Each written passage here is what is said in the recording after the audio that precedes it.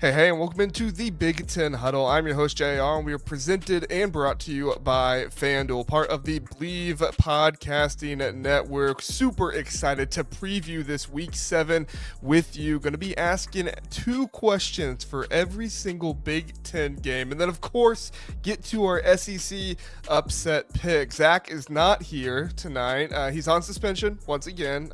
He's got to correct that. But what we do have here is a special guest, and that is Mike Broadbent from the Knights Report. He covers Rutgers for On3, does a fantastic job over there. Mike, how you doing? And tell people where they can find your work at. I'm doing good, coming off the bye. Hopefully Rutgers has a little bit more luck than before the bye, but you can find my work. Occasionally stretch my fingers out and we'll write stuff up on On3's Rutgers site, which is the Knight Report. But I'll talk into this little microphone here a few times a week. If you look up the Knight Report podcast in your favorite podcasting app or on YouTube, you can find all our Rutgers related content. So thanks for having me once again. Of course. Yeah, we love having you on, Mike. You do a great job. And looking through your picks here, because we always put our picks in a little spreadsheet together. We don't look at each other's first, but we do put them in there so that way we can kind of reference them, and it makes it easier for me when I do the graphic later on. But Sure. me and Zach are normally pretty similar, and you are similar as well. But you're just gonna bring a little bit of a different flavor to the show with some of your takes, and I appreciate that, because I think sometimes Zach and I just keep saying the same stuff over and over again. I know how that can get with the group think of your co-hosts. It's just kind of you find a way to kind of mold yourselves similar to one another. So I'm happy to bring my takes in here, see how we can do this week. Exactly. Let's see who we got in the chat with us, and then we'll get started. We got Sean here with us. What's up, Sean? Thanks for being here. Illini Bubba says ILL. Who dis? That's Mike. Mike Broadbent, whatever you want to call him. Well, not whatever you want to call him. Be respectful. Okay. And Max is here. Big Ten Huddle competing in a live show against college football with Sam and Josh Pate. Normally Josh Pate's done by now. Normally he's done by 9. And I didn't know Sam was going live on a Tuesday. He's had a crazy week. He had like a flat tire and everything, and so Oh no. you know what? Go support him tonight if you feel so inclined, and then come back and watch us, or watch us live and then go back and watch him later. He does a great job over there. So. All right. James is here. James, appreciate you being here. He said, if you tell me 3 years ago Indiana would be better than Texas and Penn State, I would tell you that you're crazy. Mike, this is a great place to start. Let's acknowledge Blue Wolverine here in the chat, saying hello, Blue Wolverine. This is our last one. So let's talk about what James was just bringing up there, and it kind of segues into our very first game. We're going to be talking Northwestern at Penn State. Were you, before that Penn State game, of the mindset that Indiana was better than Penn State, or they just had a good chance of beating them, or what were your thoughts? I did think that Indiana was going to win against Penn State because mainly I feel like Cignetti's just so much better of a coach than James Franklin, and his attitude kind of permeates through that program so clearly. And Penn State, I mean, I'm not trying to make any enemies here. They've just been kind of choke artists against teams of similar ilk over the last, decade. And this was really, other than that Illinois 9 overtime game, this is really the only other time that they've kind of played down to an inferior opponent against UCLA. And this is about and this isn't a shot at UCLA, but I mean, as inferior of an opponent as you can get in the Big Ten. You know, they hadn't, the craziest stat from that game is UCLA had not led a single minute the entire season coming into that Penn State game. And against Penn State, they did not trail for a single minute in that game. So just shout out to the UCLA players and the coaching staff there for being able to come up with a game plan to take down Penn State in just less than a week's time, because Jerry Neuheisel wasn't even calling plays until Wednesday of this past week, or Tuesday rather. So yeah, He didn't even know how the headset worked. That was one thing. He's like, he was calling plays for an entire drive, and Nico didn't even know what was going on. Yeah, Nico said that that 50-some yard rush was an uncalled play. The one touchdown at the goal line was an uncalled play. So it just seemed like they had, for lack of a better term, a horseshoe up their butt that game. Just everything went well for them, and everything for Penn State did not go well. So It's just a crazy, crazy game. Illini Bubba says, "Did Zach get a glow up?" Comment was hilarious. Come on, I'm sorry, I did not see that one. Bubba, let me look. Oh, there it is. Okay, did Zach get a glow up? Yes, yeah, Zach got a glow up for sure. All right. Yeah, I mean, I think one of the other crazy things about UCLA, and I referenced this, I think on X once, and maybe said it just briefly on here, but if you looked at FanDuel, they have an option for where you can like bet on if a team wins 2 or more games or 3 or more games, and not every team is on there, but typically the teams that are kind of in that win total range are on there. And UCLA, of everybody in the 2+ wins range, was the only team that wasn't favored. Like they were the only plus team. They were plus 210. Everybody else was minus 50 or more or less, whatever you want to call it. They were the only ones that weren't favored. And so for UCLA to go in and get that win, we knew they had talent, but I just had no idea that they would actually pull that off. So we'll see if Penn State back home in this one might not be much of a home game with how much the fans are upset right now. I'm kidding. I'm kidding. I'm sure they'll cheer them on, but Penn State is favored by 22.5 in this one over Northwestern on FanDuel. The over under is currently set at 47.5. I mean, what are your thoughts here, Mike? Like, do you think Penn State is going to turn it around? Do you think they're just going to have to kind of rely on raw talent? Do you think the team is maybe just going to essentially give in? What's your thoughts? I mean, I think this is a true test of like how bad does the team want to kind of salvage its pride the rest of the season? Because I think it's a foregone conclusion that the playoff just has come and gone. They're not going to make the playoff. They're not even in the unlikely scenario that they win out the rest of the season. It's still unlikely that they make the Big Ten championship game just based on how all the other schedules set up and kind of Oregon's probably going to make it. Ohio State's probably going to make it at this point. And when you have a 10-2 Penn State team with the loss of UCLA on their resume, I mean, there's going to be teams that probably have a better resume. And I don't even know why I'm even going this far because I think we all kind of know that's not going to happen. But regardless, I think this is how much pride does that senior class have between Drew Aller, Katron Allen, Nick Singleton, Denny Sutton? Like how much do these guys want to just salvage this season and not be the laughing stock and not be the pariah of Penn State the last decade plus? So how much can Penn State bounce back from a tumultuous 2 week span? Yeah, I was gonna say, you give me a question. That was your question right there. I mean, that's kind of the biggest question of the whole thing because obviously Penn State has more talent than Northwestern in this one. They're at home. They should win this one by 20, 30 points plus. Like, no disrespect to Northwestern, but that is just where these two programs are at the moment. But they also should beat UCLA by 20, 30 plus in that one. And so you have to wonder if the Oregon game did get to them. Now they lose to UCLA. They're unranked. Everybody's saying there's no way they make the playoffs. They'd have to win out, and they have Ohio State, Indiana, and Iowa on the schedule next. Not in that order. It's Iowa, Ohio State, Indiana. But they have all those on the schedule next. How are you going to make this happen? I mean, this is one where you have to have belief in your team. You have to have leadership, and I I don't know. Mike, you tell me. Do you get tired of the travel comment because James Franklin used it? I know people say it's not an excuse, but it sure sounds like an excuse, and I'm getting tired of hearing. I think anytime they say like X, Y, and Z, but that's not an excuse, blah, blah, blah. Like you're trying to like underhandedly say it's an excuse. Yeah, I'm tired of it because Oregon, Washington, UCLA, and USC have to play half their games on significant travel. And you don't hear them complaining about it. It's only the teams going east to west.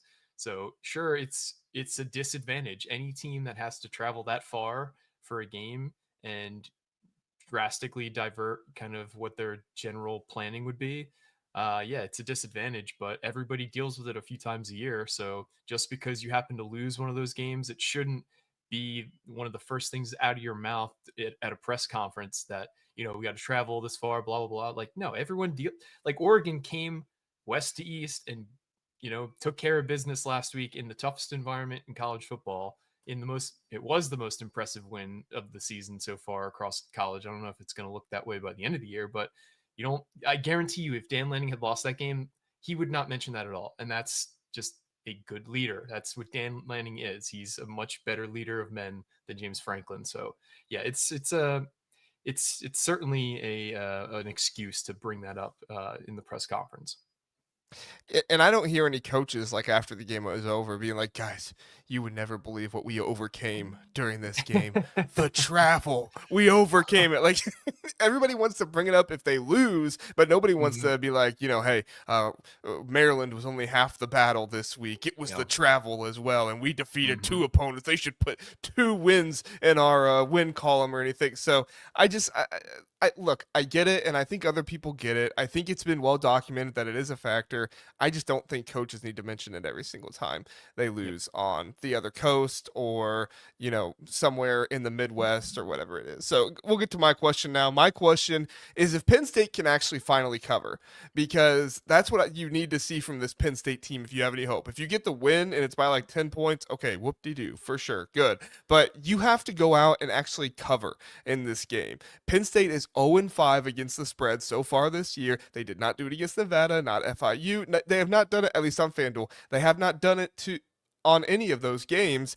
And you had obviously UCLA cover, and against Oregon, you didn't cover either because Oregon won by a touchdown that one. So it's just insane to me that Penn State with the easy cupcake schedule going into the year, they can't cover. I get it against Oregon. Against UCLA, it shouldn't happen, and they're going to have to let loose. They have a lot of pressure on them this weekend if they want any semblance of a successful season, and we'll see how it goes. So, any final comments on it or anything, Mike, before we move on? No, I think any prognosticators had their take on the Penn State debacle from last weekend, and let's look forward. What do you got this score being, JR? Yeah, I got this one being 31-17. I do not have Penn State covering, but I do have them winning the game by a couple scores. So I'm taking the over. It feels risky, but it's what I'll do. And I have Penn State winning 27-14, and I have the under hitting. So I think it's roughly the same margin, but I just don't see this one being a terribly high scoring affair. Yeah, I don't either. Zach emailed me or texted me his picks as well, and Zach has this one 31-13. Same thing, taking Northwestern and the other under. So, like I said, Zach and I think very much alike. He's he's 4 points off of me, so Yep. that's how we do it. All right, let's get to the next one here. We've got Nebraska heading to Maryland, and Nebraska is favored in this one by 6.5. Maryland, of course, coming off the heartbreaking loss against Washington, where they led for the entire game, and then Washington comes back, scores 24 unanswered points. Sidney Stewart will be back for this one. He was just out for targeting. We'll see if Maryland's defense continues to play well. Nebraska has a sneaky good secondary. They're not getting a whole lot of love, and they've done a good job this season. So really two good defenses in this one, specifically in two areas. Maryland more in the run game defense, Nebraska more in the pass game defense. Mike, what's your thoughts on this game? Um, I think Nebraska has really impressed me this year. I've been a bit of a Nebraska hater just because they've kind of like always been pumped up every year. And this is really the first year where it feels like they're kind of worthy of some of that hype. They've dealt with some tough environments and tough wins, like the Cincinnati win early in the season impressed me. They looked like a class above Michigan State last week. Um, I think this is one, especially given Maryland's propensity to just kind of like fall apart in October. They're 1-7 in their last 8 games in October, dating back 3 years now.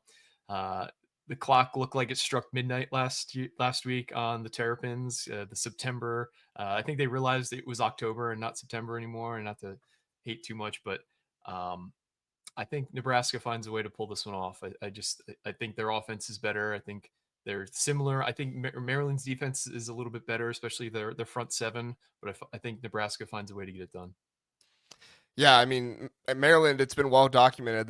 They've not been great in October. They do a really good job in September, and then they get into Big Ten play, and they've not been great. I do think there's more hope for this year. I'm leaning more toward Maryland myself, but I do see where you're coming from, and I think that honestly, this one's kind of open because Nebraska, once they get into Big Ten play, they've really struggled lately, and then Sure. Maryland, once they get into October play, they struggle. Now you have a stat to back it up. Go ahead with your question and your stat. Yeah. So like I said, can Maryland avoid the patented Loxley October death spiral this year? They're 1-7 in their last 8 games in Octobers, the last 3 years. They've only had one of those games against a ranked opponent too, so it's not like they're just rolling into 3 top 10 teams each October. And I've listened to a lot of content around Maryland because I try and like backload like future opponents for Rutgers to try and get a pulse on where they're at. Multiple Maryland content creators have talked about how devastating of a loss this was this past week and how they don't remember the last time that they felt this demoralized after a loss. And Wow. you got to imagine if the team kind of feels half as bad as the content creators do around Maryland, this is going to be a tough game to kind of fully work themselves up. They've only had two sellouts in the last 3 years at SECU Stadium or Siku Stadium, however they pronounce it. I'm sorry. Mhm. And one of them was last week. And you got to imagine there's probably not going to be, the same kind of amped up crowd for this Nebraska game. I think it's probably going to be a lot of Cornhuskers fans. So just knowing how they travel to Rutgers, I imagine they have a similar contingent coming up to the Baltimore area. So I do think this is a spot where Maryland is kind of a gut check for them if they can kind of rally around the loss and not let one loss turn into two. But I have the Cornhuskers winning this game. Yeah, what's your score prediction? Go ahead and give it. I have the Cornhuskers winning 31-24, so I have Nebraska covering and the over hitting. Yeah, I think this one's really interesting because it does hinge a lot on what you were talking about there with right the motivation to still play. This is a young Maryland team and you were riding a high wave, right? You won 3 games and you're out of conference. You go to Wisconsin, you kind of spank them however you wanted to spank them over there and they really did nothing about it. And Yep. then you go into this game against Washington and you're spanking them as well, but then Washington comes back and it can be demoralizing for a team, especially a young team if they don't have all the headspace there to be able to move on from it. So this will probably be one of the biggest tests of Mike Loxley as a coach. Now, I like the matchup for Maryland here. It's why I'm picking them, but I also just don't know how Maryland is going to respond. One of the reasons why I like the matchup is because Maryland's offense, or Nebraska's offense, does not match up super well against Maryland. Maryland does a really good job of stopping the run. Nebraska does not have a great running game, and so they rework that a little bit with their passing game. But Maryland has really good pass rushers of Sidney Stewart and Zahir Mathis, and so if those guys are going to be able to get to Dylan Raiola, who's not shown the most mobility, he showed more mobility last game against Michigan State, which was good. But we saw what happened in that Michigan game. By no means am I saying Sidney Stewart and Zahir Mathis or TJ Guy and or Derek Moore and Jayshon Barham or anything like that. But they are very fast and they can get around guys, and we'll see if they can finish off and take Dylan Raiola down for 4, 5, or 6 sacks. I don't think that's out of the question for this game. And if that does happen, I like Maryland to be able to hold Nebraska to very few points here.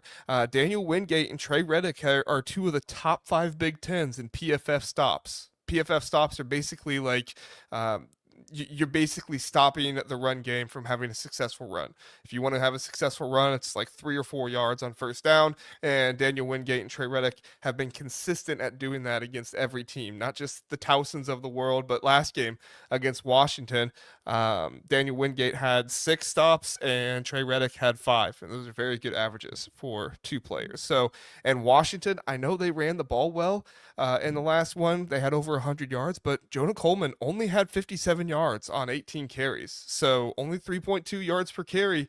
It was a difficult game for Jonah Coleman, and with my money, he's one of the best running backs in the Big Ten. So we'll see if they can stop this Nebraska running game, and if they're not going to be able to help out the run game with the passing game because of the pass rush. Nebraska might have a long day trying to move the ball on offense. We'll see how it works out. I have Maryland winning, like I said. I have them winning this one 24-21. I don't feel great about it because I just don't know how the team is going to respond, but that's what I have it. And Zach has it 24-20 Nebraska. So Zach's with you on this one. He's taking Nebraska, or he's taking Maryland to cover, but Nebraska to win and taking the under. So yeah, I don't feel super strongly about that game in particular, but we got to pick a score for each one, and that's what I'm going with. that's what we're doing. So all right. We'll go with it. Okay, let's see. We got a lot of good people in the chat tonight. Appreciate you guys being here. Let's take a moment, see what you guys are saying. Um, Michael says he'll take Maryland. Sean is also on Maryland. James says time for Nebraska to level up. I do think this would signify some leveling up for their program if they can get this one. Sean says Nebraska D line isn't great. Think Maryland can take advantage of it. Maybe. I mean, Maryland's been hardly been able to run the ball all season long, but if there's a team they can run against, it should be this one. So, um, John says Maryland only beats up on the low competition in September. We'll see, John. We'll see. I do not disagree that that's been the trend the past few years. So we'll have to see if it continues. Oh, and last one from Tony says Maryland's defensive line can really rush the passer. Raiola isn't mobile like Damon Williams. Yep. Raiola has some mobility to him if he takes off at the right time. His issue is that he doesn't have the quick burst to be able to get away from guys if he's slow with his takeoff. And unfortunately, that's what happened to him a lot in that Michigan game. So, all right. Mike, let's look at Purdue at Minnesota on FanDuel. Minnesota is favored in this one by 9.5. The over/under set at 51.5. Minnesota coming off the loss to Ohio State, 42-3. PJ Fleck basically said after the game, "There's nothing we could do. They just have better players. They're better all around, and there's not really much we could do." Purdue coming off the game against Illinois, where they actually had better success rate than Illinois did in that one, but kind of classic Illinois fashion. They had the big plays and they got the turnovers and they capitalized on the turnovers. So that's kind of how it works out. It'll be a big test for Purdue if they're going to be able to not turn the ball over in this one, as that is a pretty potent offense for Purdue. But Minnesota has shown flashes with their defense this season. What are your thoughts, Mike? Purdue has really impressed me this year so far. I am just kind of blown away that the turnaround from Barry Odom, not necessarily in the win column, but just in the competency. Like when you're watching Purdue, they don't look like far and away the worst team in the Big Ten, and that's pretty indicative by the final scores that they put up. But it's just those 3 or 4 critical errors that they make throughout a game that once they clean that up, I think they can be a bowl team maybe next year. But it's whether it's fumbling, on a 15-yard gain, or whether it be a 3rd and 2 swing pass where the running back's wide open and Brown just overthrows him a little bit. I don't know if it's like not when you have like 80 new guys on a team, like it's just not going to all sync up overnight or in one training camp. So I think they've made a lot of positive progress, and they're going to be a tough out for everybody who goes and plays Purdue this year. It's you're going to have to kind of put them away, because you can't just kind of stroll into Ross-Ade or have them think. You can't just think that they're going to roll over this year like they did last year. So really impressed by them. Illinois continues its turnover positive variance, where they're just like somehow, I think they lead college football, at least the FBS, in fumbles recovered on defense. They just find a way to, they just attack the ball and punch it out and find a way to keep getting those turnovers. So I do like Illinois in this game, but I'm sorry, I do like Minnesota in this game. I'm thinking of last I week. like Illinois against Purdue too. Yeah, I really like that one. Yeah, but that was last week. Sorry about that. Minnesota, No obviously I saw them up close recently playing Rutgers. I think their front seven is slept on a little bit. I think they're better than I expected. Anthony Smith coming off the edge is dangerous. I think their DC has come up with a lot of creative ways to attack the quarterback in terms of pass rushing. And I think Minnesota is able to take down the Boilermakers, but I don't think it'll be I don't think that it's a game that'll be decided early on. I think it's going to be something where it's going to be back and forth a bit. Maybe Minnesota scores a late touchdown to make it look like it's a game that got out of hand a little bit, but it really wasn't the way the game played out. Yeah, absolutely. I mean, if Maryland can survive those, I think as you put it in your question, those back-breaking turnovers, and that can be a game that kind of continues on into the fourth quarter. And in that situation, Purdue has the offense to be able to contend with just about any defense out there when they're tired and it's in the fourth quarter. The real test is, can they get to that point? They did a good job against USC. They scored 17 points in that one, but they could have had more with how much they got into the red zone. And then they scored 30 on Notre Dame. So this is not a bad offense. offense, it's just taking care of the ball. The defense, the secondary, as long as guys aren't running into each other, they Oh, could have a better game. So, but that's really my biggest thing with this Purdue team is it feels like everywhere where this Purdue team is strong, Minnesota is strong, and everywhere where this Purdue team is kind of weak is where Minnesota is strong. So does Purdue have an answer for the star players that Minnesota has? You talked about Anthony Smith. This Purdue offensive line has not been great. Ryan Brown's been good at getting the ball out and using his mobility, but Anthony Smith is a menace, man. He's going to go after yep. Ryan Brown and try to take him down and does a really good job with his angles and how he attacks quarterbacks. You're looking at our Armand Branch and Nitro Tuggle. John Nestor, the transfer from Iowa, he's been slept on all season long. He's been one of the better cornerbacks in the Big Ten. He's been fantastic. You have I think he's a redshirt freshman Gerald over there on the other side. He's not been bad, but it's really been John Nestor that's kind of been the fantastic one. And then in the slot, Michael Jackson III is a good receiver for Purdue, but the guy that's in the slot the most for Minnesota is Kerry Brown, who's one of the best slot coverage guys in all of the Big Ten. I believe he's top 5 in NFL passer rating allowed by opposing quarterbacks when he's defending in the slot. And then the final one is Drake Lindsey. Drake Lindsey has really impressed me this season. He's done a really good job. The wide receivers for Minnesota, they're not an upgrade over last year, but Drake Lindsey, with how he has been playing and how he's been able to direct those guys with a weak Purdue secondary, I don't like this matchup for Purdue. I think Minnesota's got a really good opportunity here to win this one big as long as they take advantage of it. We'll see how it goes. My score prediction in this one, Mike, is 34-21. I have Minnesota covering, but I do take the under. What's your score prediction? Or no, the over. The over. I apologize. So I have Minnesota winning 42-28. I think when you give Drake Lindsey time to scan the field, he's going to find open receivers, and Purdue hasn't really generated a ton of pass rush. So I got them covering the spread, and I also have the over hitting in this one. All right, good stuff. Good stuff. Yeah, Robe does here. He's saying Michael Jackson is is a tough receiver. The quarterback is smart. Give Purdue by 14. I didn't get the last part there, Robe does. But yeah, I mean, Michael Jackson, he's a good receiver for sure. Zach has a little bit closer. He has 31-27 Minnesota, but he has Purdue covering there, taking the over. So we'll see how that one plays out. Should be a really interesting one.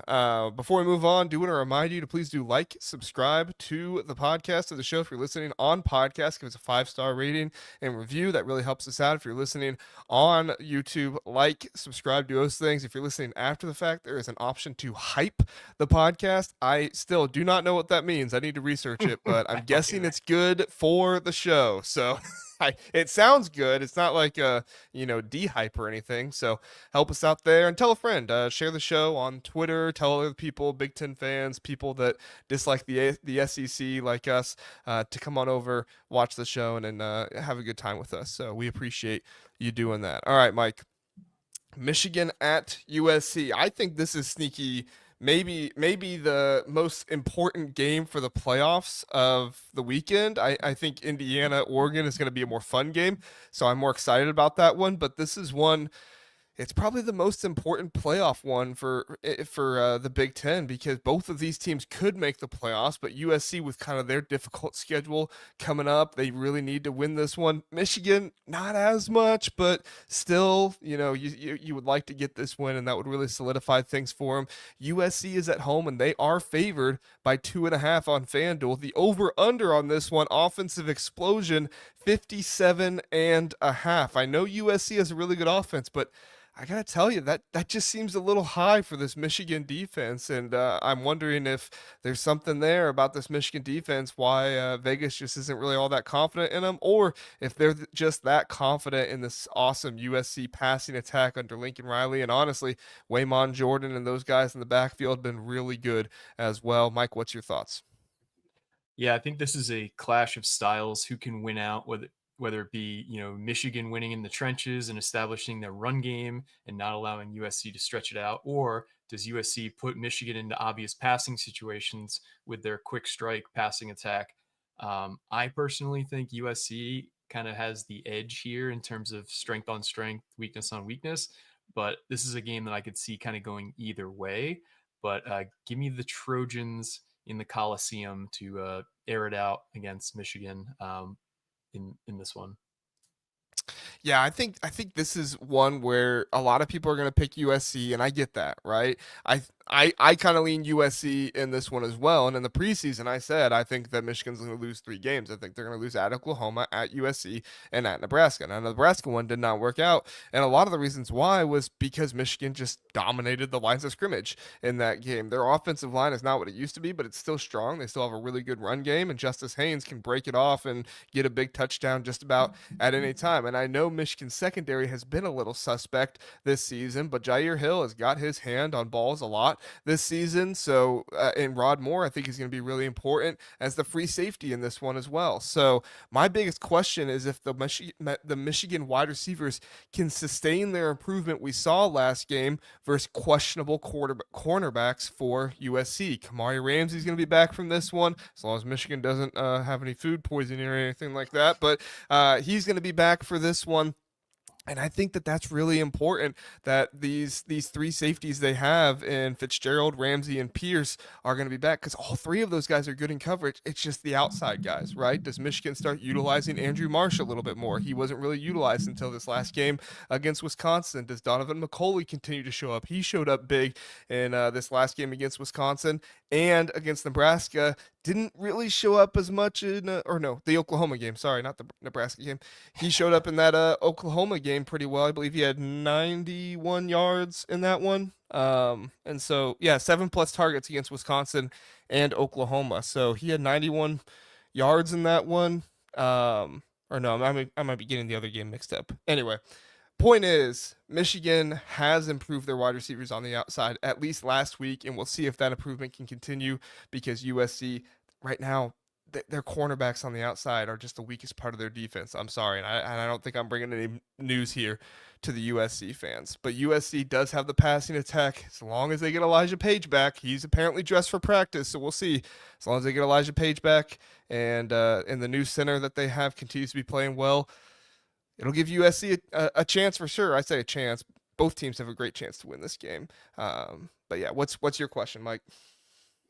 My question is, can the Michigan passing attack stack up in what is expected to be a shootout in this game? And Mm-hmm. when Bryce Underwood last week, I think he had his season high in passing yards.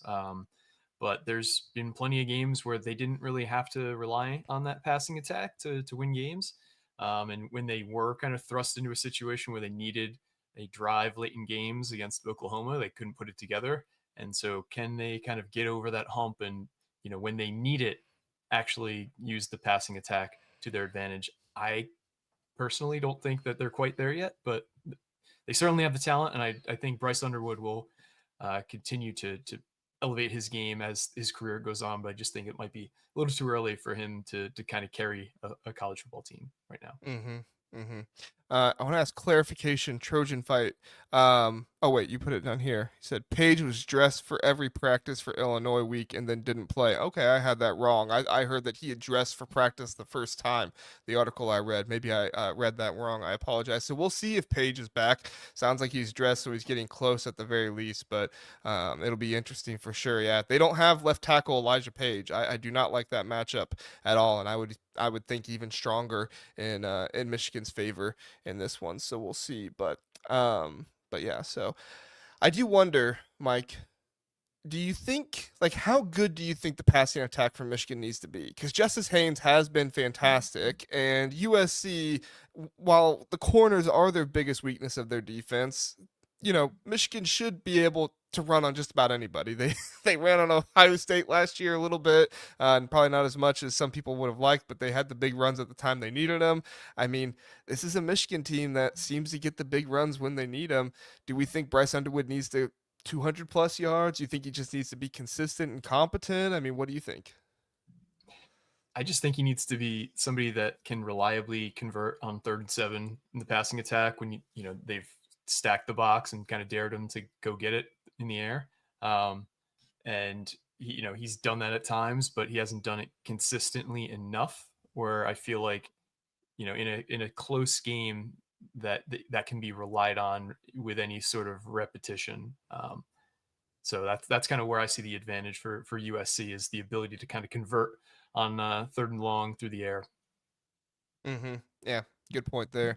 John asked, "Why is this game going to be a shootout? Can you tell me that this is the best defense USC has played all year?" Yeah, and I think that's kind of the big thing we're talking about right now is that if it is a shootout, Michigan needs to hold up with them, right? I don't know if it's going to be a shootout or not. I'm taking the under in this game, so yeah, I'm not taking the over, but I do think if this game does go over, these questions that we're asking of Michigan need to be answered. The lowest point total USC has had this season has been 32 points. So I don't see Michigan holding them to, 17 or 20 or anything like that. Maybe they do. I'll eat my words if they do. But it's definitely going to be interesting.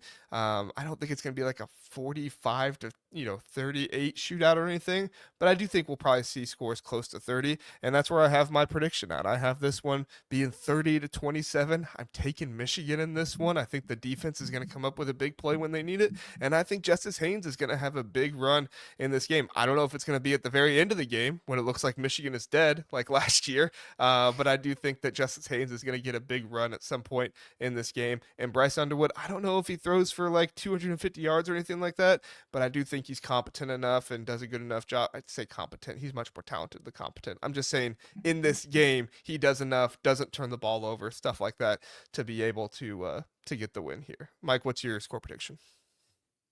So I also think kind of piggybacking on what you said, if you think Michigan wins this game, it's probably because they're able to kind of leverage their strengths along both the defensive line and the offensive line and kind of win the time of possession game. So that means it's probably going to be more of a grinded out type game where Michigan sustains longer drives and is a little bit low scoring.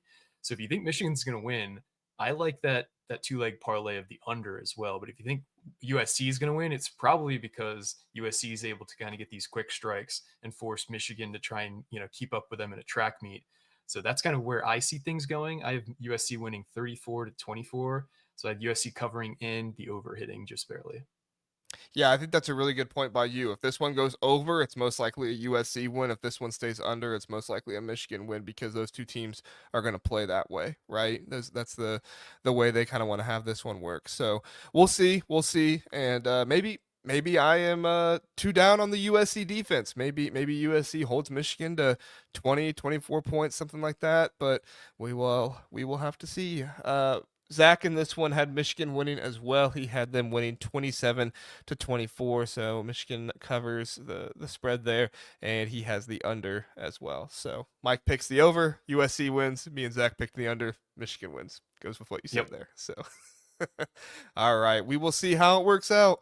I will eat my words, as you guys know. I will eat my words if I'm wrong. That's how it goes. So, all right, we got Rutgers, Washington. You want to talk about a shootout? Here's one that can really be a shootout, Mike. I think you're gonna have a lot of good perspective on this one. Washington's favored on FanDuel by 10.5. Seems a little high to me, but of course travel does come into effect. So we'll see how that is. And then the over/under currently set at 59.5. Mike, if you know anybody in the Rutgers program, I do want you to let Greg Schiano know if you win, make sure you tell everybody you did not just defeat Washington, but you also defeated the travel. Please let him know.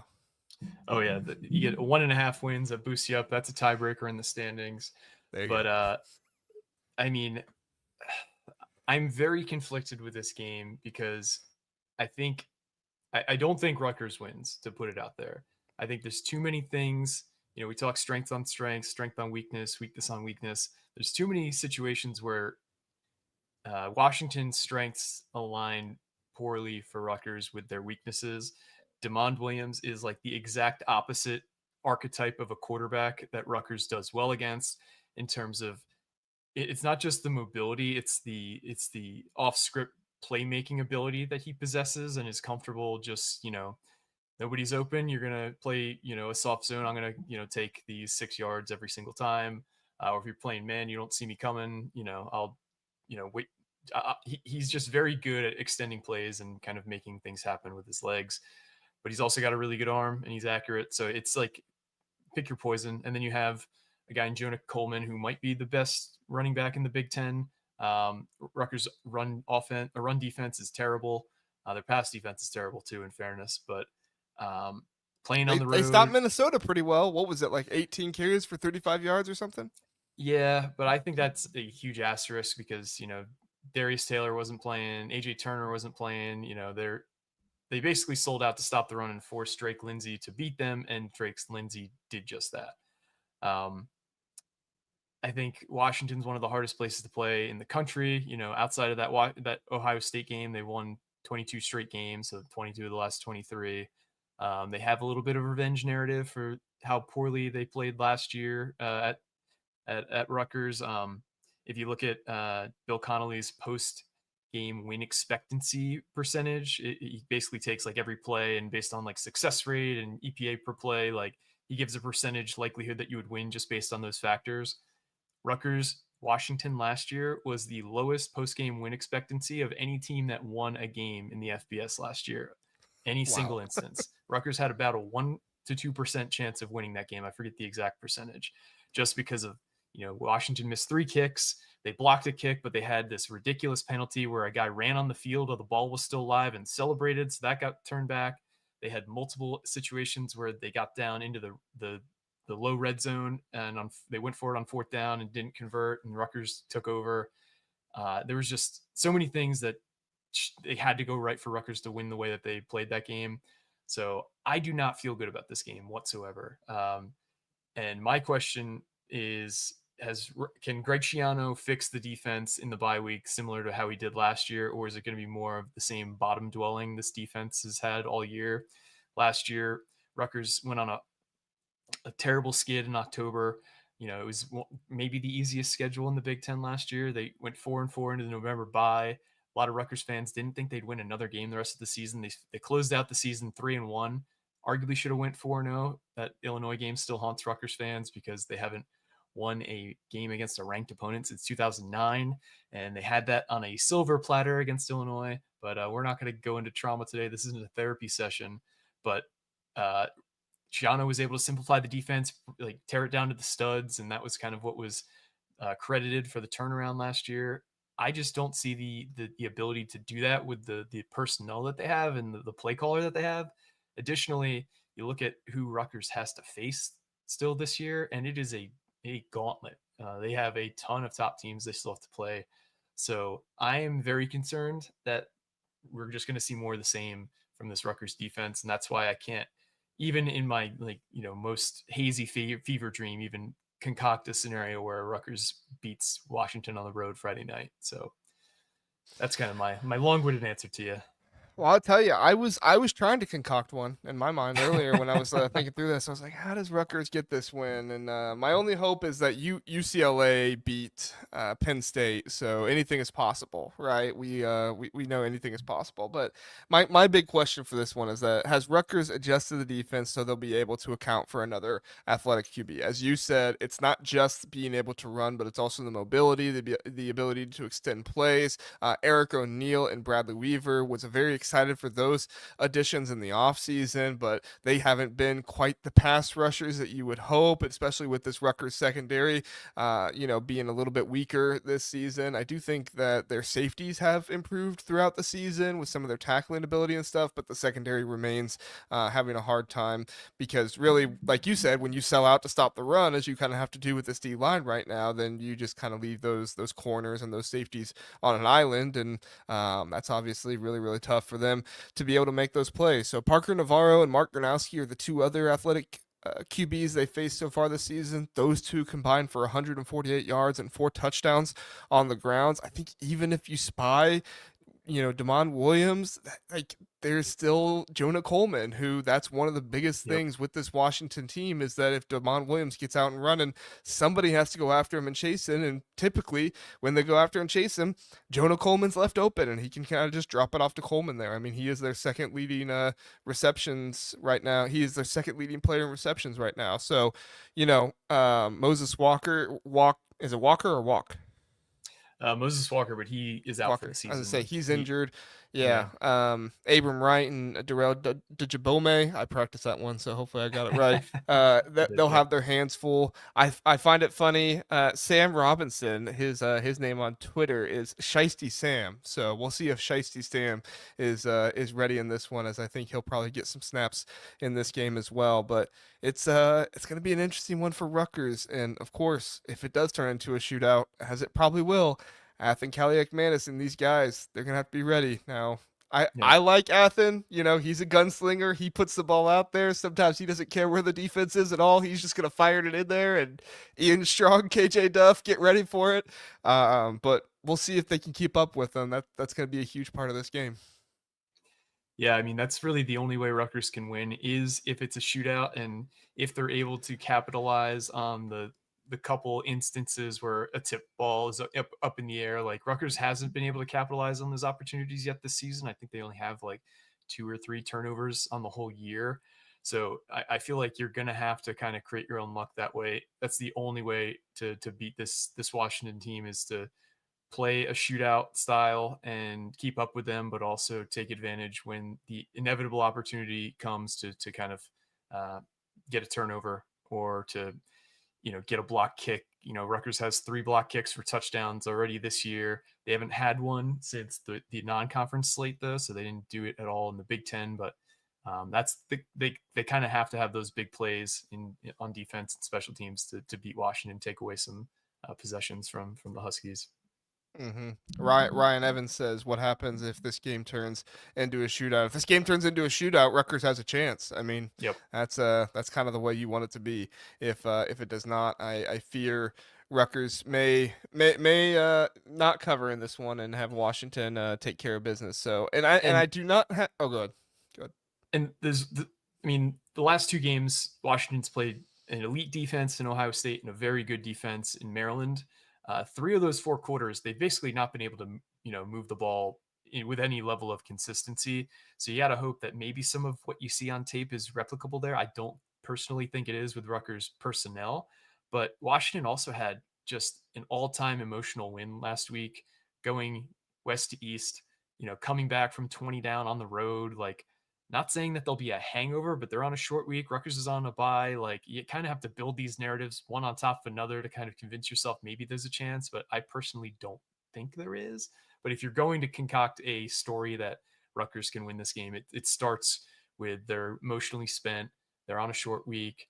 You see some things that Maryland and Ohio State were able to do, and maybe you try and do the same things if you're Rutgers. But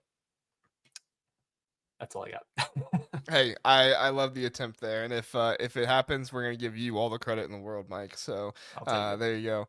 My score prediction in this one is Washington wins 38-28. So taking the over. I don't think that necessarily means it's gonna be a huge shootout or anything that Rutgers is able to win, but I do think that this is one that could be close at halftime. I do think Rutgers can keep up with them there.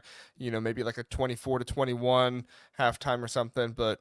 Unless something changes, we might kind of get more of what we've seen from this Rutgers team in the second half, which is the defenses kind of adjust to what they're doing, and the offense stalls out a little bit, and typically the other team starts to pull ahead a little bit more. So, Mike, what's your score prediction? I got Washington winning this one 31 or 41-34. So I have Rutgers covering and I have the over hitting. There we go. And then Zach is not as confident in Rutgers as us. He has Washington winning this one, 38-24, taking the over. I say not as confident as us. We're not really all that confident either. So I can only imagine what Zach would be saying right now if he was on here. So, all right, we had somebody in here. We had John asked, "Does UCLA win 2 in a row?" Well, you are in luck, John. We're going to talk about that game next. Does UCLA win 2 in a row? Well, Michigan State is at home in this one. They're favored by 9.5. The over/under set at 54.5. And good news for UCLA is they have the greatest equalizer right now at quarterback, which is Nico Iamaleava, and some of that is yes his throwing ability and stuff like that, but he also just has his legs, as we saw in that Penn State game, to where Penn State wasn't really able to stop him. Now, I think Michigan State has better linebackers than what Penn State has when you take into account the injuries and stuff. I still think Amari Campbell the best out of all those options, but with the lack of experience some of the Penn State guys have that are coming off the bench for them, I'd take these Michigan State linebackers over them. But Nico is very, very elusive, and we'll see what he can do. Does Jerry Neuheisel figure out how to call plays and keep the magic going there? We'll see. What's your thoughts on this game, Mike? I think this is the ultimate, they're playing with house money. They're just vibing right now at UCLA. Like they literally, they're a dangerous team because the weight of expectations has been shed from them.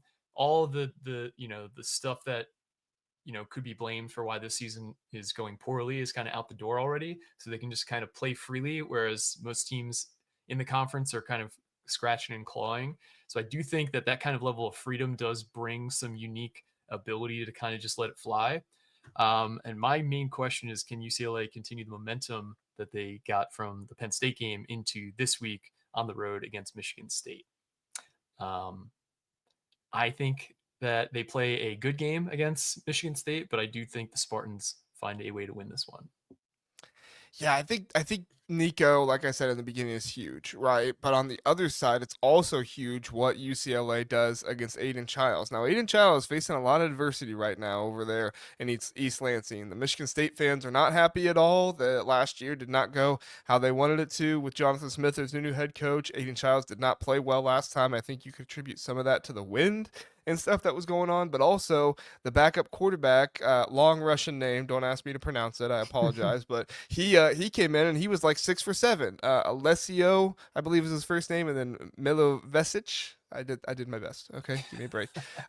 He came in and he was 6 for 7 and with 71 yards and 2 total touchdowns. Now some of that in garbage time, so maybe Nebraska wasn't putting it on him as much. But Aiden Childs in this last game was 9 of 23. Only had 85 yards passing, no touchdowns, and 2 interceptions. He did run the ball a little bit in the game, and so he does have those legs to be explosive there. But overall, I don't think Aiden Childs is the issue. I know Milovisic, he came in and did a good job, but I think it's the offensive line. You look at the numbers back to back to back for what these teams were before they play Michigan State, and then the bump they get in pressures and sacks and everything after they play Michigan State. Mike, before the game, Nebraska had 25 pressures on the season. How many pressures they had against Michigan State? 20. On the season, Jeez. they had 5 sacks overall, the entire season, all 4 games. How many sacks did they have against Michigan State? 5 on the day. So they nearly doubled both their pressures and their sacks from 4 games in just 1 game against this Michigan State offensive line. Now, their left tackle Wow. is hurt. Connor Moore, the FCS transfer, is out there now. It wasn't necessarily a starter at the beginning of the year anyway, so they're having a lot of hard time with that. But I'm feeling for Aiden Childs right now because, like I said, my biggest takeaway from last week was I just don't think Michigan State is going to be able to put around Aiden Childs what he needs to succeed. He has good wide receivers, Krishan McCray, Nick Marsh, those dudes. He has good wide receivers, but you got to have somebody to block for you in order to make that happen. Otherwise, you're just going to be running around for your life back there, and that's kind of what it's been for Aiden Childs this season. Maybe a different quarterback coming, and then also Childs. I don't know if you saw his press conference today or was it Monday? It was either today or yesterday. He was asked his thoughts on the fans, and he just basically said, "I don't care about the fans." I mean, he Wow. said that straight up. He said, "I don't care about the fans." And then as soon as he said it, he was like, "Well, but the ones that support us, I do care about." So he did try to save it there a little bit, but Good save. yeah, you could tell Child's a little frustrated right now. And so I think the other problem in this too is if Nico looks really good and UCLA wins, that's even harder for Aiden Childs and Yeah. some of the criticism he's going to start getting. So Mike, do you have UCLA winning this game? What's your score prediction? I don't, but I don't feel great about this prediction. It's more of like, who is UCLA? Are they the team that played last week? Or are they more so the team that lost 35-10 against New Mexico? I think the truth is somewhere probably in between the two, which, as in life, is you kind of have to decide on which one you're leaning towards. I think this is a bit of a get right spot for Michigan State, who's dealt with a couple close losses where not everything clicked together. I don't think UCLA has the pass rush that's going to give them problems that Nebraska did last week. So I have Michigan State winning this one, 31-23. So I have I have UCLA covering, but Michigan State winning, and I have the under hitting. Yeah, I'm gonna be honest. I don't feel super confident in this one. I do think that Michigan State's offense is gonna get on point here. I do think the running game could find a way to come back in this one a little bit more to help Aiden Childs. I have Michigan State winning this one 35-24. I know it doesn't sound like I'm very high on them. Sean disagrees with both of us. He's got UCLA winning this one. But I do think the travel is real. As much as we kind of gave James Mm-hmm. Franklin a hard time for mentioning it, I do think the travel is real. Real. I think you come off that big win. Maybe UCLA is just on fire right now, and they're going to take care of business. But I think it's really hard to come off some of those big wins sometimes and still put together the same kind of game plan and everything. And I don't know if 120 yards from your quarterback running is sustainable every single game. It happened against Penn State because Penn State's linebackers and some of the new ones, and Jim Knowles not really spying all that much, which was interesting. But overall, I don't know if that's going to be able to continue, especially on the road. We'll see. Like I said, I'll eat my words if it doesn't happen. But that's what I have. So Michigan State covers, and I'll take the over. Zach is a little bit closer than me, but he still has Michigan State covering. He has 38-27, and he has the over as well. We all three pick Michigan State here, but at least two of us are not super confident in our picks. So we'll see Yeah. how that goes. All right. Let's move on to Ohio State, Illinois. Before we do that, though, I do want to remind you around the Big Ten, we have a new episode series coming out every Thursday morning. You can hear Around the Big Ten with me and three other guests from the Big Ten talking through different things going on in the Big Ten. We'll most certainly talk about Penn State on Thursday morning. We'll talk about the upset picks and everything like that. But going to be a good one. I got Ryan Winters coming on from Sports Chat 503, Oregon fan, Kurt from the Sky U Pod, and Jerry, the Rabid Wolverine, coming in, the Michigan fan. So should be a good time, and we'll have a lot of fun with it. So, all right, Ohio State and Illinois. Ohio State favored in this one by 14.5 over the Fighting Illini. The over/under set at 50.5, and this is an interesting one because the offense for Illinois has been really good lately. They did a good job against USC, a couple fumbles in that game, but Luke Altmaier continuing to take care of the ball. He's not had an interception all season long. Ohio State, their defense has been impenetrable this season. It seems like nobody has scored in the red zone against them yet. Teams have gotten field goals, but this has been a defense that's been very, very difficult to be able to score on and to be able to run against, basically do anything against. So we'll see if Luke Altmaier and the boys can take them on. And then this Illinois secondary has looked a little bit leaky lately, and that's not a good thing to be looking leaky with when you're going up against Julian Sayin, Jeremiah Smith, and the boys there on the outside. Mike, your thoughts on this game?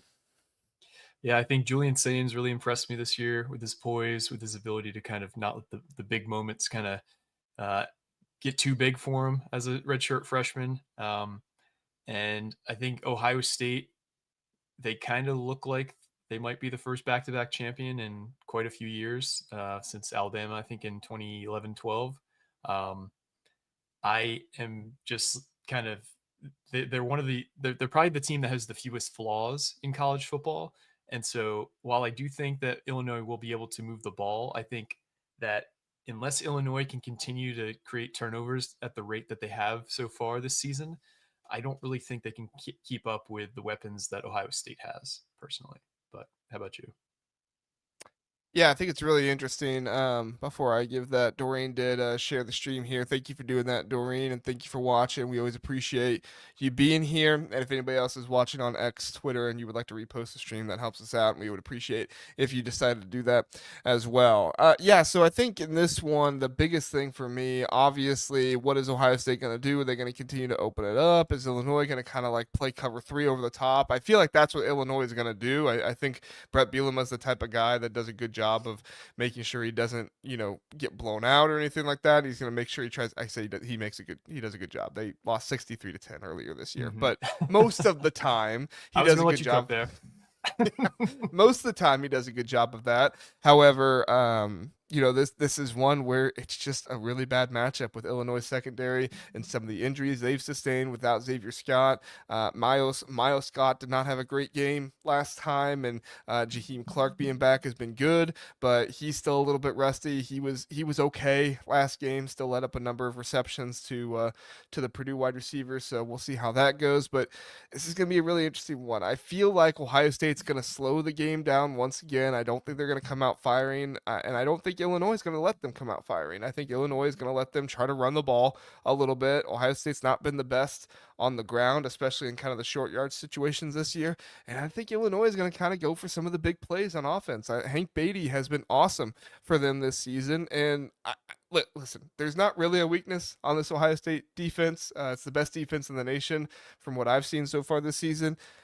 But if there is a weakness, it is probably the slot coverage for this team. Lorenzo Styles he's been good but not great. Everybody else in this defense has been pretty much great. He's been good but not great, and they've had the true freshman Devin Sanchez in there a little bit as well, and he's been okay but nothing amazing. Caleb Downs has been down there a little bit. He's obviously one of the best players, if not the best player, and on the defensive side in college football. I think he's the best personally, but that's neither here nor there. And Hank Beatty has just been awesome this season. The leader in all-purpose yards on the season. He's been fantastic. He's been doing a really good job being able to get open, running yards after the catch. So we'll see if Ohio State will be able to contain Hank Beatty. I think typically when somebody has one big player, Ohio State is able to contain them pretty well. But this Illinois team with Luke Altmaier, who's looked really good this season, I think they're going to have some success moving the ball. I don't think it's going to be great. I don't think it's going to be anything where they blow up and do anything spectacular, but I do think they might get at least one or two touchdowns in this game, a field goal or two, and Ohio State does win. I have them winning this one 28-17, but I would not be surprised if Ohio State wins by more. To me, it just kind of matters on how much do they want to open it up? Does Illinois play that cover three over the top? How does that stuff work? And then does Ohio State's running game come to life more in this one? And they start bringing off some big runs. It'll be interesting to see. Mike, what's your did you hear your question yet? Yeah. Okay, yeah, you did. I have Ohio State winning this one 34-20. So I have Illinois barely covering. I have the over hitting. I just feel like even though they lose by 2 touchdowns and they score 20 points, this feels like they kind of have to empty the bag to get to 20. So I don't think if you just kind of like watch this game as a neutral observer that it's going to be in question at any point. I think Ohio State's clearly the better team, and you're playing on the road in Champaign, and I expect a good environment there. Is this the Saturday big noon game? Yep. So they're going to be on campus. There's going to be a lot of excitement for this one.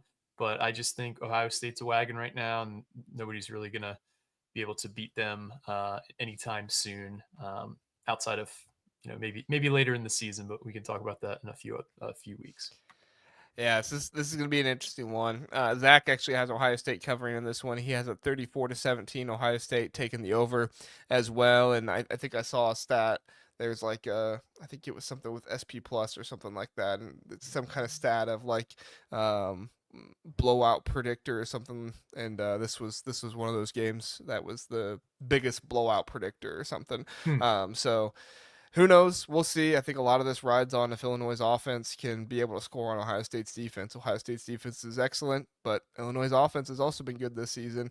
A lot of this will depend on if the offensive line stays fixed or not. The offensive line for Illinois looked better the past couple games, but it was a big issue in the early parts of the season.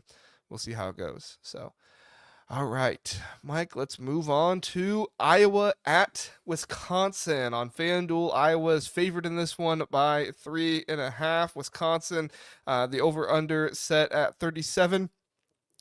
This game is at Wisconsin, so Wisconsin does have that going for them. However, their fans have not been super happy at Wisconsin so far this season, so I don't know how much that is going for them, but we'll see.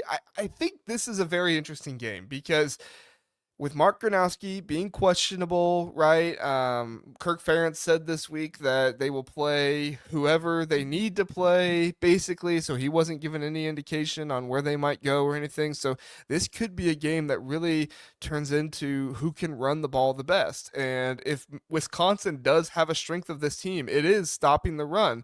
They were able to stop Michigan for a good amount last game. They eventually did kind of get their own and break off some big runs, but they were kind of able to stop Michigan run down to down. So I do think that that needs to be looked at. And then if Gronowski does come back and play, it's a knee injury, and so how much is his mobility, an issue in this one? And honestly, if you watch the games, Mark Gronowski needs to get out of the pocket to make some of his best throws and some of his best decisions. So if his mobility is limited, him staying in the pocket and throwing from there has not been his strong suit this season.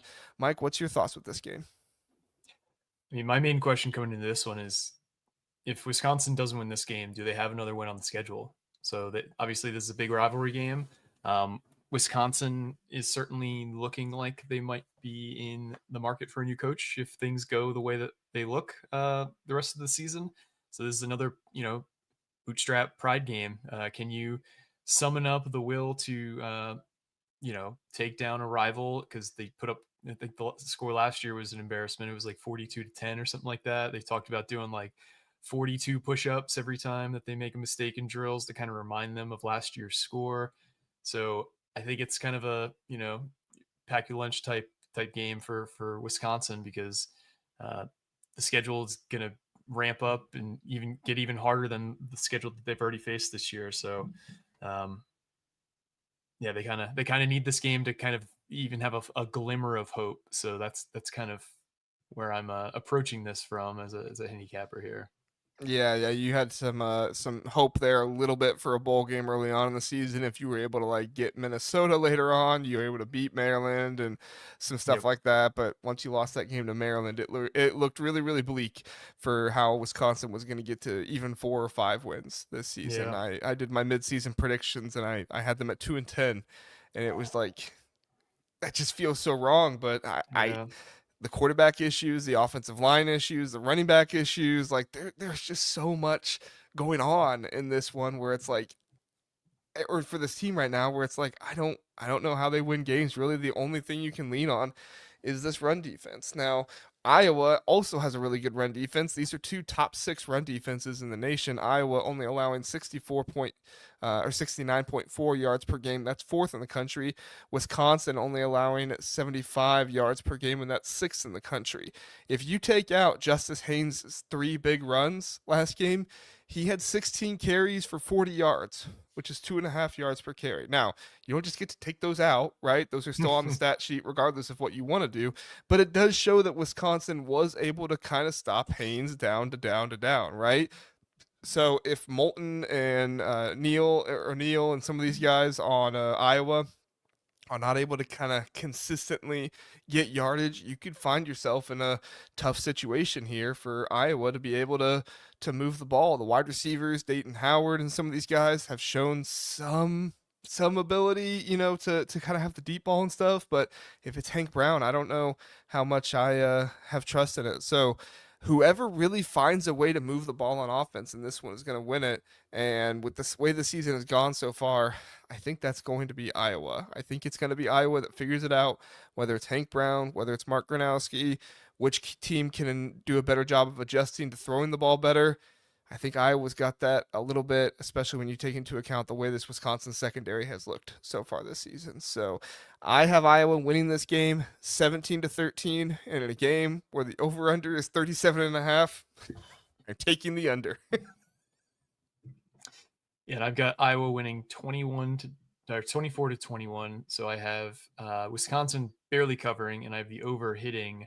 But I could see this one being even lower scoring than that, maybe like a 21-17 type game.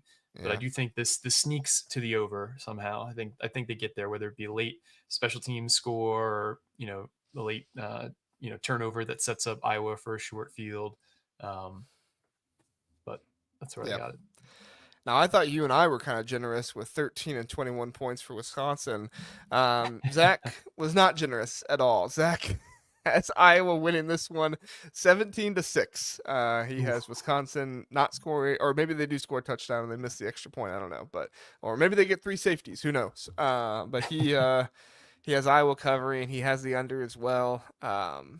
Pretty crazy to think about how this one is going to go, Yeah. but we will see. We will see. So, all right, we got one more game left. Indiana at Oregon. We're going to talk about that one in just a second. Want to remind you that you can watch me and Jeff on Thursday night at 9 p.m. live. Well, this one will be a premiere, and it'll just be Jeff by himself. So, check that one out. Jeff doing his Big Jeff's Insights on Thursday night. Should be a great time, and he's going to give his picks for the 5 biggest games and go through all that stuff as well. So, it should be a good one. This one will most certainly be a good one. It is Indiana at Oregon. So many storylines in this one. Indiana playing to kind of solidify themselves in the minds of college football fans as a team that can compete for national championships. They're not just a tier 2 team in the Big Ten, but they are in fact a tier 1 team. Oregon, with the way their schedule has gone, with Penn State losing to UCLA, they really need this one to kind of help boost up their schedule a little bit, right? I mean, me and Zach are giving them credit, but other people not giving them as much credit. Some people don't think they should be even in the top 3. They're saying, oh, this team hasn't faced anybody. They haven't played anybody. And when you go to double overtime with a team and they go on to lose in the game after that, doesn't help your strength of schedule rating all that much. So we'll see what it looks like. But yeah, on FanDuel, Oregon is favored by 7.5. The over-under set at 55.5. Mike, what are your thoughts? I think this is an opportunity for Cignetti to prove that he can play with the elite teams in college football. You know, it's been a bit of a mini version of the Franklin problem, where he's defeated everybody who's kind of below Indiana the last 2 years, but struggled with the 2 top 10 opponents. They got a third opportunity here. I think this could be kind of like a game of the year type game in the Big Ten between 2 teams that not only have explosive offenses, but I would say overlooked defenses, where their defenses are like way better than I think they're given credit for, just because of how explosive the offenses are for both these teams. So I'm really looking forward to watching this game on Saturday. Yeah, it's gonna be a really good time, and honestly, the whole thought is like, has this Indiana team corrected the issues that they had against Ohio State last year? That's my big question, because this one, there's so many storylines from the last game against Ohio State, right? The field position, the offensive line, all this stuff. Well, this season, Indiana has been much better on the offensive line on the left side. You have Drew Evans and Carter Smith out there. Pat Coogan has been a good center for them as well. It's really been the right side of the offensive line that have struggled a little bit more. They didn't start struggling until Iowa. I guess Bray Lynch did struggle against Illinois a little bit, according to his PFF grade.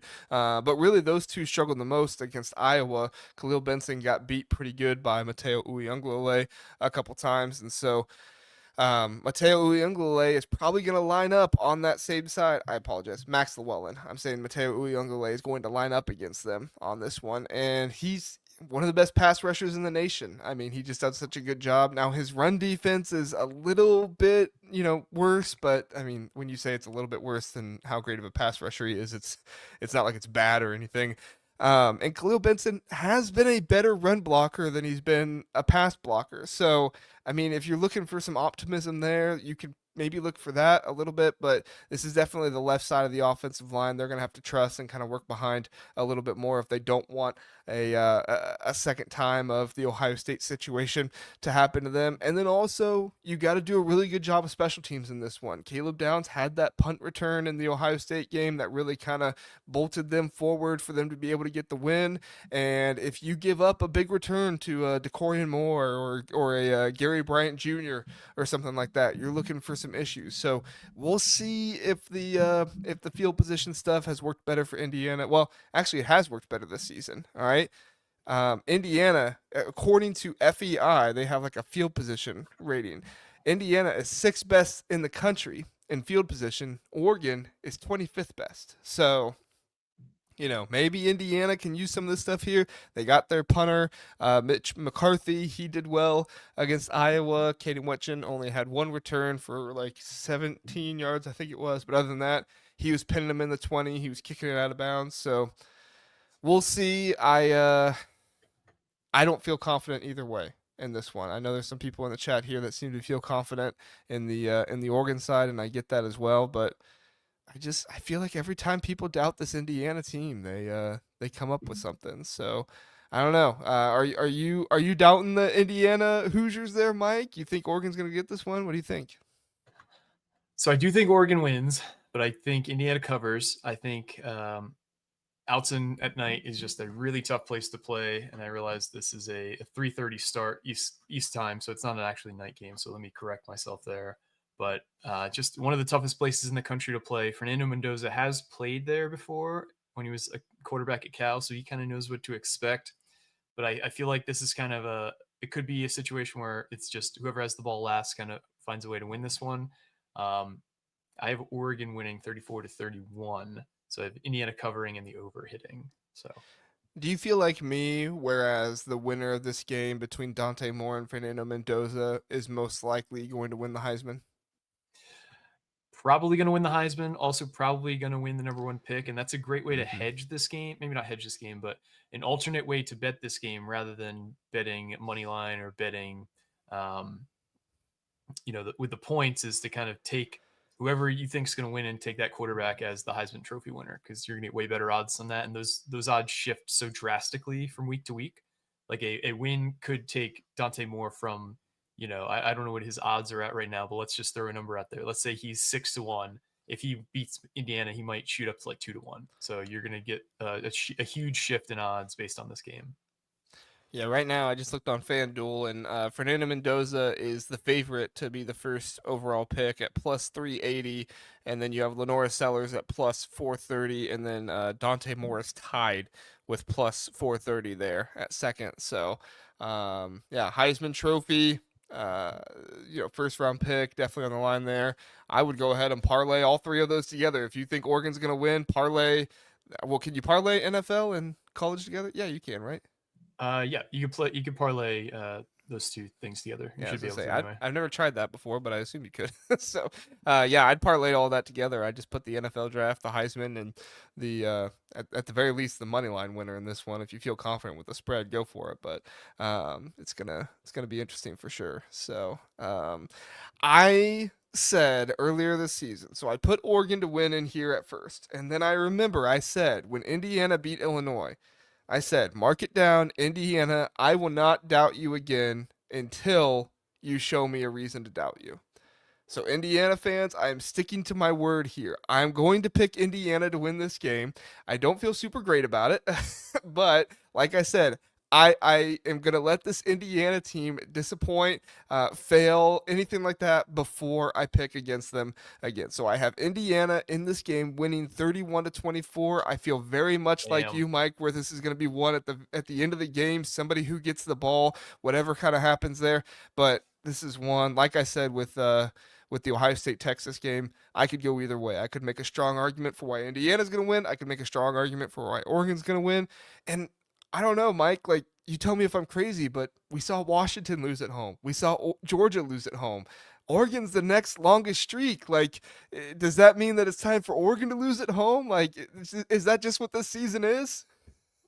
It could be, yeah. It's I struggled really hard with a few of these, and this was one of them because I think both teams have really just impressed me so much with with the performances. I mean, you have Indiana winning a top 10 matchup, or they beat a top 10 in Illinois team at the time by 50 some points. Then you have Oregon winning in a whiteout at Penn State.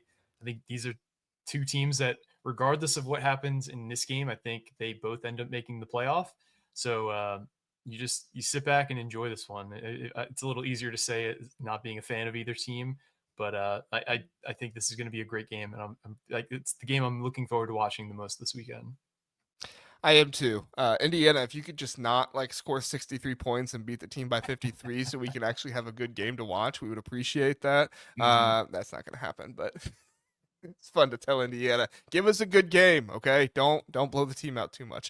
Uh, Tony says, "Don't put your money on that, Jr. Trust me, I'm not putting any money on this game, man. This is one where I'm just gonna sit back. I could not let my wallet be involved in this one. I already got my heart racing for Ohio State, Illinois earlier in the day. I can't, back to back have my heart racing for another one like that. So Zach has Indiana winning in this one as well, 27-25. I would love if he was Wow. here to be able to explain that. I'm wondering maybe like a 2 point conversion he has in there or something like that.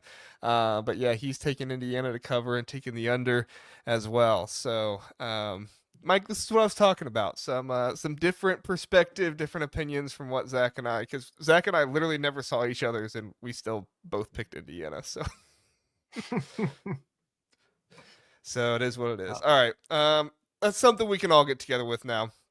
Now that we've caused division amongst the Ducks and the Hoosiers, let's all come together and have some SEC upset picks, right, Mike? Let's go through some of the options here for the SEC. You have Auburn and Georgia facing, Alabama, Missouri, Washington State, Ole Miss. I don't think that one's very likely. You have Oklahoma, Texas, Arkansas, Tennessee, Florida, Texas A&M. Can they keep the magic going? And then South Carolina at LSU. Mike, you are the guest. I will give you the first SEC upset pick. Here, go for it. so there's only one line that really jumped out to me as a game that not only I would bet on, but I did bet on after I looked at it. Oklahoma was a 2.5 point dog at opening. Right now, I think they're at a 1.5 point dog. There's rumors that, well, not rumors that, you know, there's reporting that Mm-hmm. John Mateer is trending towards playing. Uh, Texas has looked like a pile of wet dog crap this season so far. I think they just have not really been the team anybody expected from them. And I think Oklahoma's kind of got that swagger back. And this is a game that I like, not only the money line, but I would ladder this one up. I would alternate line -2.5, -5.5, and even -9.5 in this one, just to kind of get that. If it does kind of get out of hand, you kind of want to have that upside in a game that I think is clearly Oklahoma should be favored in. Not only should I like them to win, but I think they should be more like a 2.5 to a 3.5 point favorite in this one. Yeah, I mean you're not alone. The most of the money is on Oklahoma. 81% of the money is on this one, and 79% of the bets on the spread are on Oklahoma on this one. So many people are thinking like you. I wrote that one down. I put in there some thoughts about like Michael Hawkins Jr. though. I think that's probably one of the reasons why John Mateer is wanting to come back so bad, or at least Brent Venables is wanting him to, because he was sacked twice last week against Kent State. He was 4 for 10 on throws of 10 yards or more against them. Yeah. Not a great day for Michael Hawkins Jr., and I think Oklahoma knows that they don't.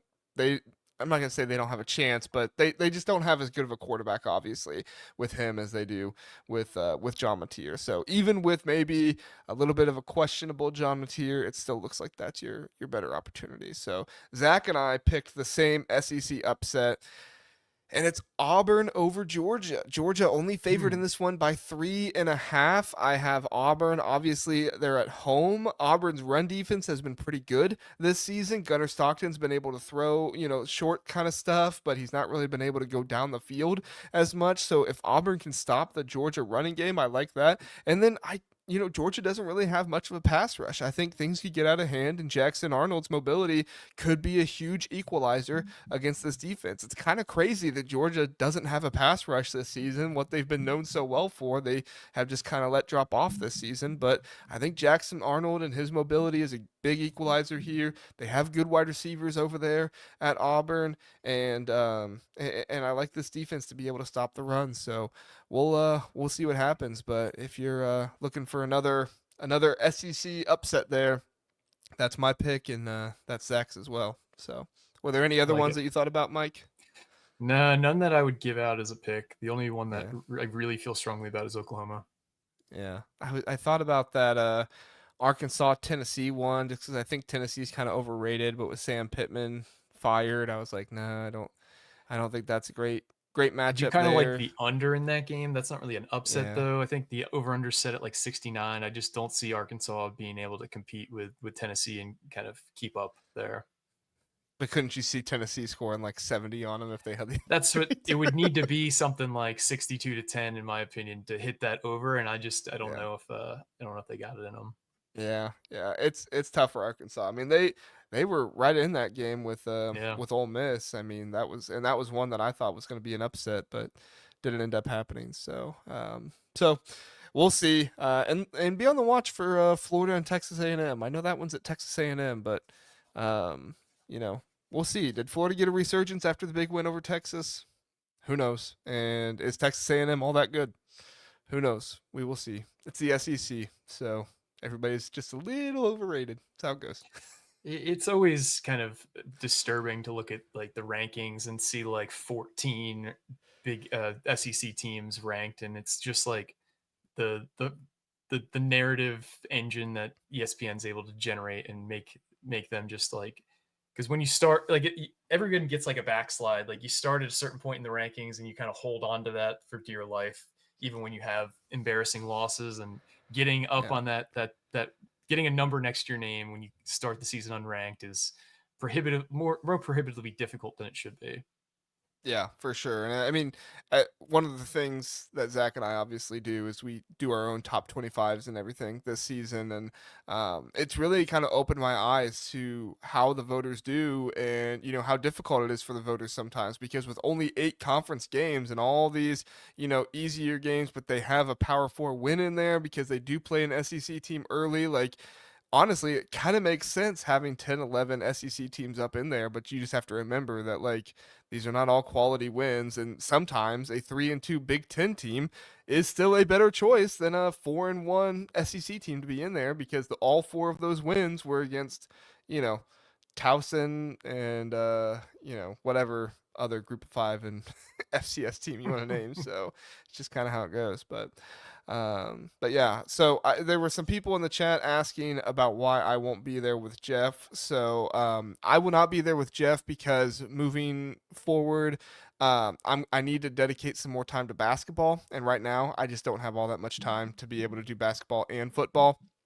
So Jeff's going to start doing his Big Jeff's Insight episode by himself, and as he gets more and more used to that, he's going to record it and then premiere it, and then at some point, if he feels comfortable to be able to come on live and stuff like that, he'll come on live and do that. But we'll still, he'll still give his weekly update with his son and how he plays and everything. But and we'll get back together in the off season. But at least for now, need to dedicate some more time to basketball because basketball season's coming up and I haven't done hardly anything with it. So they excited about basketball coming up over there in Rutgers land, Mike?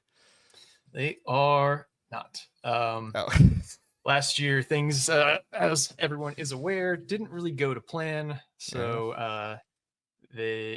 I just don't see a path for Rutgers to finish outside the bottom 3 or 4 in the conference. They brought in, I think, 7 freshmen and a bunch of transfers. So it's definitely a rebuilding year in a college day and age where you don't really get rebuilding years anymore. So Mm-hmm. uh, yeah, Rutgers fans are very apathetic right now about the state of the basketball program. Pike will have to put on one of his masterclass defensive teams to be able to contend very much in the Big Ten this Yeah. season. That's for sure. Mm-hmm. So look at this. That's new. We got a Indiana fan, What is Robe Dust. What is basketball? basketball? It's been your entire history for years, Robe Dust, but then you got Kirk Snedding. It's like, we're a football school now. I love it. I love it. All right. Well, Mike, thank you so much for coming on. We kept you long enough, I think, at this point, but you've been very gracious with your time being with us, and we appreciate that. Tell people where they can find your stuff at one more time. So if you want to follow my thoughts, you can follow me at Mike Broadbent on Twitter or X, whatever you call it these days. If you want to hear everything regarding Rutgers athletics, you can look up my written work and our written work at the Rutgers On3 site, and you could also find our spoken word audio stuff on your podcasting apps. Just look for the Night Report podcast. You can follow us on YouTube as well. We're just Rutgers Football 1 is our channel, and we put all our podcasts up there as video content too. So that's kind of I think that's everything where you can find us in all our content. There you go. And they talk Big Ten and stuff like that as well. So Mike and the guys over there do a great job talking some Big Ten every now and then, and the Rutgers and everything else. So good times over there, and always love to hear those guys talk about it. So thank you so much for listening, everybody. Thanks for your time here tonight. Please remember, like, subscribe, do all those good things, and we will see you next time. Well, Jeff, we'll see you. You'll see Jeff Thursday, and then you'll see me Friday night after the Rutgers Washington game to come on and do a little bit of a recap of that. So should be a good time. We'll see you then. Have a good one, everyone. See you, everyone.